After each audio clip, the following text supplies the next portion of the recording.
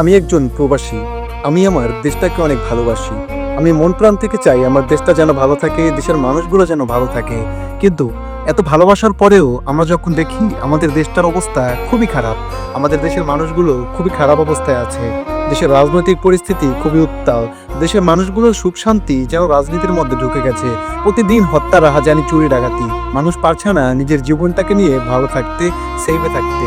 আমরা যারা প্রবাসী আছি, আমরা যারা দেশকে ভালোবাসি, আমরা যখন নিউজের মধ্যে ঢুকলেই দেখি দেশের অবস্থা ভালো না, তখন আসলে বুকটা ফেটে যায়। যে দেশটাকে এত ভালোবাসি, যে দেশটাকে নিয়ে আমাদের এত স্বপ্ন, সেই দেশটা আজ ভালো নেই। আজ ভালো থাকতে দিচ্ছি না এই আমরা।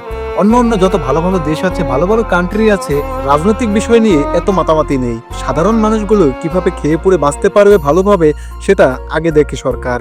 আর আমাদের বাংলাদেশ এমন একটা দেশ, যে দেশে গরিব মানুষ শুধু গরিবই হচ্ছে, বড় লোক শুধু বড় লোকই হচ্ছে। রাজনীতি এখন হয়ে গেছে একটা বড় ব্যবসা। এজন্য বর্তমানে যারা রাজনীতিতে আসতে চাচ্ছে সবাই নিজের পকেটের চিন্তা করে। এটা দেখে আসলে আমি নিজেকেই নিজে সান্ত্বনা দিতে পারি না। এটাই কি আমার সেই সোনার বাংলাদেশ?